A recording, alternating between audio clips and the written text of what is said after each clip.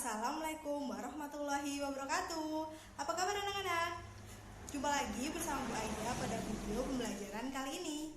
Pada video pembelajaran kali ini, Bu Aida akan bahas tentang wawancara, kerusakan lingkungan, dan kenampakan alam beserta pemanfaatannya. Pertama, kita akan bahas tentang wawancara. Apakah kalian sudah mengetahui apa itu wawancara? Wawancara adalah suatu kegiatan tanya jawab yang dilakukan untuk memperoleh suatu informasi secara rinci tentang suatu hal atau peristiwa. Orang yang diwawancarai disebut narasumber, sedangkan orang yang mewawancarai disebut dengan pewawancara. Nah, sekarang Bu Aida mempunyai gambar. Perhatikan gambar di atas ini. Pada gambar ini terdapat dua orang yang sedang melakukan wawancara. Kira-kira manakah yang berperan sebagai pewawancara dan narasumber? Nah, pintar sekali. Anton berperan sebagai pewawancara karena Anton yang mengajukan sebuah pertanyaan. Sedangkan Tania berperan sebagai narasumber karena Tania memberikan jawaban atau memberikan informasi kepada Anton. Sekarang Bu Aida akan bahas hal-hal yang perlu kalian perhatikan sebelum wawancara. Yang pertama adalah menentukan topik. Topik yang dimaksud di sini adalah hal yang ingin kalian ketahui. Contohnya adalah penyebab kerusakan lingkungan. Nah, kemudian setelah kalian menemukan topik, sekarang kalian harus menyusun daftar pertanyaan. Contoh pertama daftar pertanyaannya seperti ini. Apa penyebab kerusakan ekosistem laut? Nah, seperti itu ya. Kemudian kalian bisa menambahkan daftar pertanyaan lain menggunakan apa, kapan, di mana, bagaimana, dan lain sebagainya. Kemudian setelah kalian menentukan topik, kemudian menyusun daftar pertanyaan, tahap ketiga adalah mencari narasumber. Sekarang kalian buka buku paket, buku pena kalian, halaman 148. Pada halaman 148, di sini ada ayo berlatih. Ayo kita bahas bersama-sama soal yang ada dalam buku ini. Nomor 1, tuliskan manfaat wawancara. Kira-kira apa manfaat wawancara? Wawancara bermanfaat untuk menemukan informasi. Nah, nomor 2, perhatikan gambar berikut. Nah, di sini ada gambar dua orang yang sedang melakukan wawancara ya. Seperti tadi pada contoh yang Bu Aida berikan pada gambar pertama. Kita jawab. Yang A, menurutmu manakah siswa yang berperan sebagai pewawancara dan narasumber? Nah, kita lihat di sini. Yang mengajukan pertanyaan adalah Siti ya. Di situ kita baca, apa hewan peliharaanmu? Kemudian Lani menjawab, aku memelihara hewan kelinci. Berarti di sini yang berperan sebagai pewawancara adalah Siti. Kemudian yang berperan sebagai narasumber siapa? Nah, otomatis dia adalah Lani. Oke? Sekarang kita lanjut yang 2.B. Apa saja tugas pewawancara? Kira-kira apa ya tugas pewawancara? Tugas pewawancara adalah mengajukan pertanyaan. Kemudian, apa saja tugas narasumber? Tugas narasumber adalah memberikan informasi. Seperti itu ya, sudah paham? Kemudian kita lanjut nomor 3. Nomor 3, bagaimana sikap kita saat melakukan wawancara? Bagaimana ya? Saat melakukan wawancara, sebaiknya menggunakan bahasa yang sopan dan santun. Selain itu, ketika kalian melakukan wawancara, hendaknya tidak menyela narasumber ketika sedang memberikan jawabannya. Oke, sudah paham ya? Nah, sekarang kita akan membahas tentang kerusakan lingkungan. Akhir-akhir ini banyak sekali terjadi kerusakan lingkungan di negara kita ini. Nah, kerusakan lingkungan dapat disebabkan oleh dua faktor. Adakah yang sudah mengetahui? Kerusakan alam yang pertama disebabkan oleh faktor alam. Nah, faktor alam di sini maksudnya seperti contohnya gunung berapi yang meletus, kemudian ada gempa bumi dan banjir. Kemudian faktor kerusakan lingkungan yang kedua adalah faktor kesalahan manusia. Nah, faktor kesalahan manusia di sini adalah seperti pembakaran hutan, kemudian seperti pembuangan sampah secara liar. Contohnya kan kadang ada masyarakat yang membuang sampah di sungai. Nah, yang pertama kita akan bahas tentang kebakaran hutan. Nah, hutan yang kebakaran itu akan merusak habitat satwa yang ada di dalamnya. Jadi mereka akan kehilangan tempat tinggal. Nah, yang kedua ada banjir. Banjir biasanya disebabkan karena masyarakat membuang sampah di sungai. Sampah-sampah itu menjadi menumpuk dan menyebabkan banjir. Nah, selain menyebabkan banjir, sampah-sampah tersebut juga dapat mencemari lingkungan. Contohnya, air yang terdapat banyak sampah akan menjadi keruh sehingga ikan yang hidup di dalam air yang kotor akan menjadi punah. Nah, seperti itu.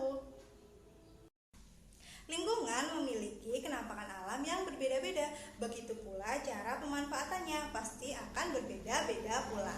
Kenampakan alam di Indonesia dibagi menjadi dua. Yang pertama ada kenampakan alam wilayah daratan dan kenampakan alam wilayah perairan. Kenampakan alam di wilayah daratan terdiri atas dataran tinggi, dataran rendah, kemudian ada lembah, kemudian ada gunung atau pegunungan. Kemudian kenampakan alam di wilayah perairan ada apa aja ya? Yang pertama ada teluk, ada selat, kemudian ada danau, dan ada pantai dan sungai.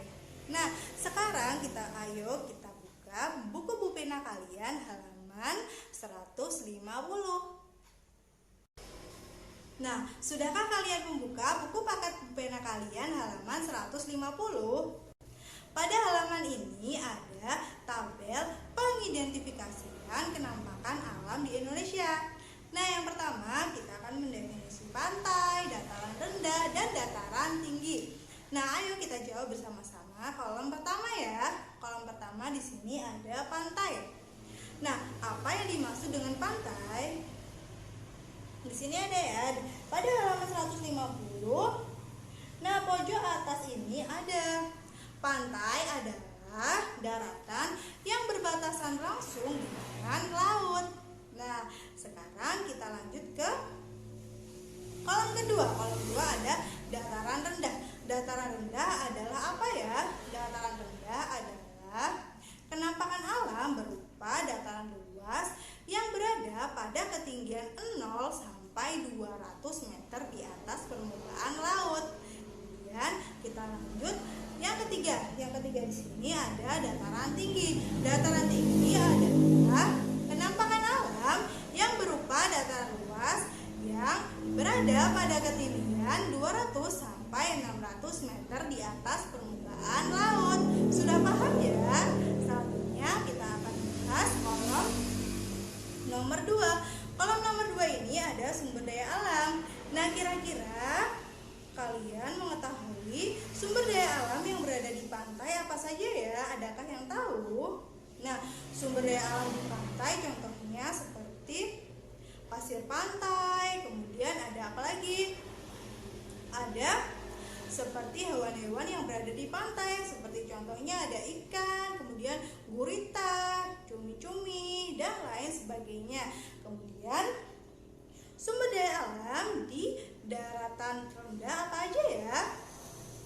Sumber daya alam di daratan rendah contohnya seperti ada pohon seperti ada pohon mangga, pohon jambu, kemudian ada sayur-sayuran dan lain-lain. Kemudian sumber daya alam yang berada di daratan tinggi contohnya seperti apa? Seperti ada kopi, ada teh, ada kina, dan lain-lain sebagainya. Sekarang kita lanjut nomor Nomor 3 ada pemanfaatan kekayaan alam. Ini yang pertama, pemanfaatan pantai. Pantai biasanya digunakan untuk apa ya? Nah, kalian pasti tahu, kalian sering kan berkunjung ke pantai. Nah, pantai digunakan sebagai tempat rekreasi. Biasanya pantai juga digunakan untuk apa? Untuk ada yang bertani garam, kemudian pertanian tambang dan lain-lain. Kemudian kita akan ke pemanfaatan dataran rendah. Dataran rendah biasanya digunakan untuk perkebunan, seperti perkebunan sayur-sayuran, buah-buahan seperti jagung, ketela, ada mangga, jeruk, dan lain-lain. Kalian pasti pernah makan kan? Kemudian kita lanjut ke pemanfaatan dataran tinggi. Pemanfaatan dataran tinggi yang pertama seperti perkebunan yang hanya bisa tumbuh di daratan tinggi. Contohnya seperti ada teh, kopi, dan kinah. Kemudian kita lanjut ke nomor 4, mata pencaharian penduduk. Nah, mata pencaharian penduduk pantai seperti ada apa aja ya? Ada petani garam, petani tambak, kemudian ada nelayan. Kemudian mata pencaharian di dataran rendah contohnya seperti petani padi, kemudian ada karyawan, dan ada apa? Ada pedagang dan lain-lain sebagainya. Kemudian mata pencaharian masyarakat di dataran tinggi. Apa ayo? Adakah yang tahu? Nah, mata pencaharian di daerah dataran tinggi biasanya adalah perkebunan seperti perkebunan kopi, perkebunan kinah, stroberi, dan lain-lain sebagainya. Oke, mungkin itu aja ya. Oh, masih ada nomor 2 ya, hampir terlupa. Nomor 2, mengapa dataran tinggi sangat cocok untuk perkebunan teh? Kira-kira kenapa ya? Nah, karena pada dataran tinggi suhunya itu termasuk dingin ya, dan itu sangat cocok sekali untuk penanaman teh. Oke, sudah paham? Nah, mungkin hanya itu aja ya yang dapat Bu Aida sampaikan pada video pembelajaran kali ini. Jangan lupa like video Bu Aida ya, dan jangan lupa juga komen di bawah video ini supaya Bu Aida tahu siapa yang sudah menonton video ini. Jangan lupa juga subscribe channel Step Muhammadiyah Purwodadi supaya kalian tidak ketinggalan pada video-video pembelajaran guru-guru tercinta kalian. Oke, terima